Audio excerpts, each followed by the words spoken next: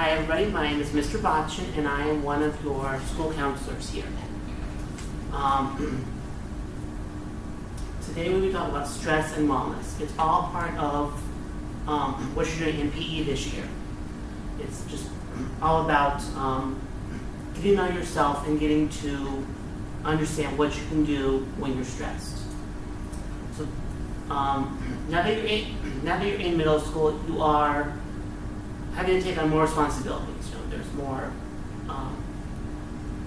home life that you have to deal with, more chores. You might have to babysit, younger siblings now. You might have to, you're going to have to rotate around classes, so more homework in all the classes, as well as your friends might be going through changes as well as you will be, so there'll be added stress.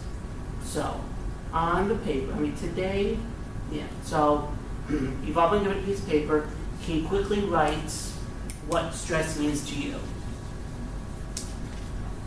Take about 30 seconds. Yes, please, yes.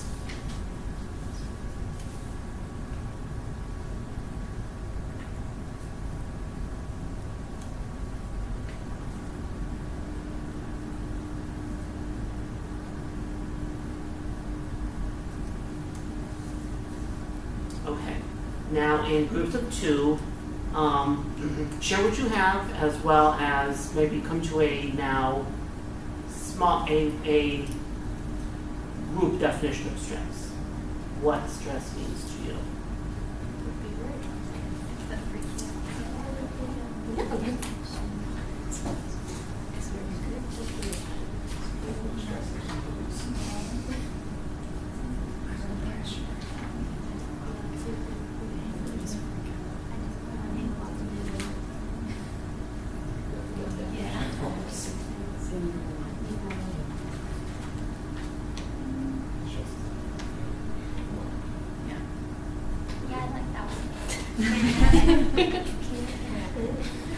Okay, so today we will learn just what stress is, just a general definition of stress, different ways to handle your stress, as well as 6 domains of wellness that you all can use to cope with your stress. All about wellness. Here's a quick video.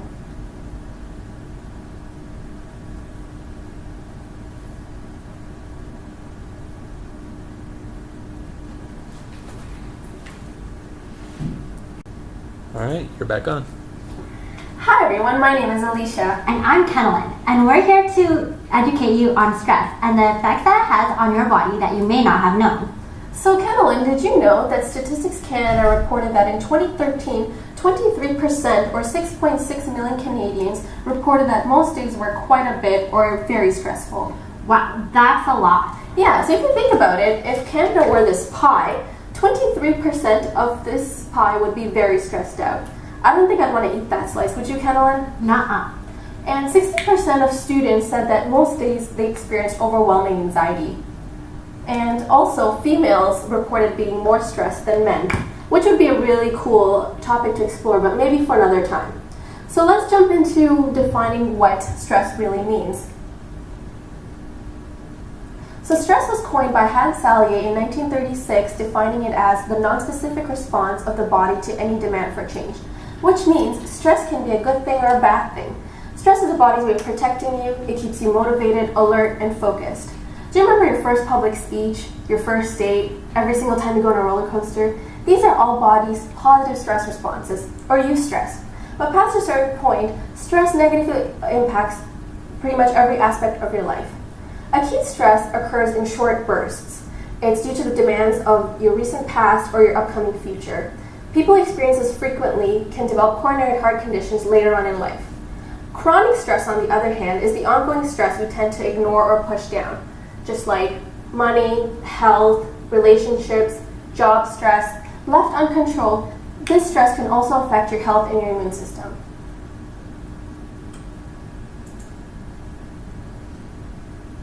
Okay, so as you can see, we all deal with stress differently, and there's also good stress and bad stress. So here is the big definition of stress. It is your body's way of responding to any type of demand. It can be caused by both good and bad experiences, like we said. When people feel stressed by something going on around them, their bodies react by releasing chemicals into the blood. These chemicals give people more energy and strength, which can be a good thing if their stress is caused by physical damage. But this can also be a bad thing if their stress is in response to something emotional and there is no outlet for this extra energy and strength. So, is there anything that you guys would want to add or change to your definition? It's okay if there's nothing. No. Okay. So to cope with stress, people can do different things to be well and to develop wellness. And those come in the forms of spiritual wellness, environmental wellness, emotional wellness, intellectual wellness, physical wellness, and social wellness. And these are the definitions of what each are. Physical is the ability to maintain a healthy quality of life that allows us to get through our daily stress without undue fatigue. Emotional is the ability to understand ourselves and cope with the challenges life can bring. Social is the ability to relate to and connect with other people in our world. Intellectual is the ability to open our minds to new ideas and experiences that can be applied to personal decisions.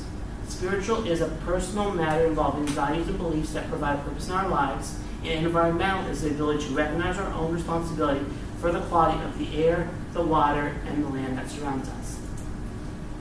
As you see here, these are a representation to really understand this and to incorporate the wellness wheel that we will be learning about today. So, these are all different things that people can do to relieve stress. So, in partners again, can you pick one or two, talk about if they're positive or negative, and if they're positive, what dimension the coping strategy could be in.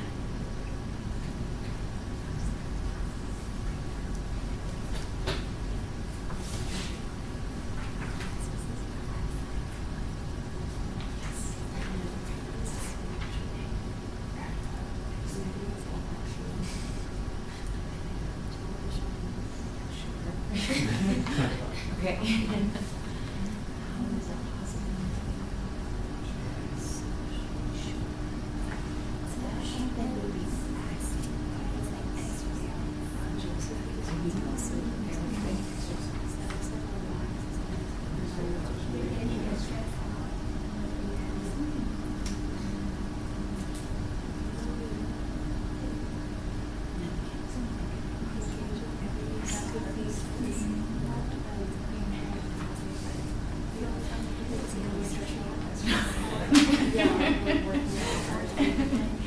Okay, let's talk about what you all have said thus far. So here we have the wellness wheel. We have physical, spiritual, intellectual, environmental, spiritual or social, and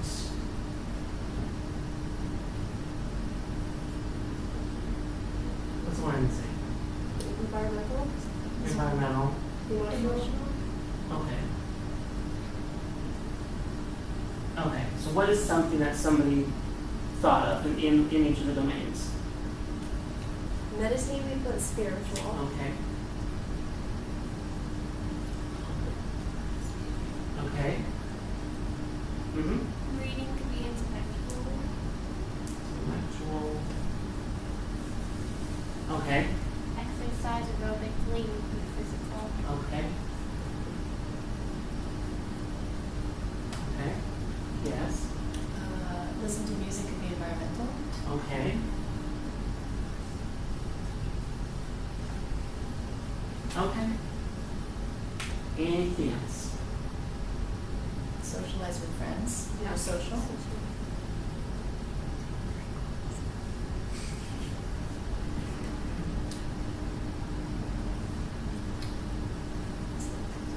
Emotional. Okay. Yeah, emotional. So it will be It could be anything that has to do with your emotions at all. Act violently. Okay, that would be an emotional reaction, but it wouldn't be a positive. Oh. But that's, I mean, that's good, and that shows that you're running. Okay, so the next thing you guys will do is, you all have been giving cause and effect worksheets. So it's the cause is some type of event, and the different effects will be what it could be on the inside. It could be your emotions. It could be things that have come up with a result because of the stress. So that's where we will be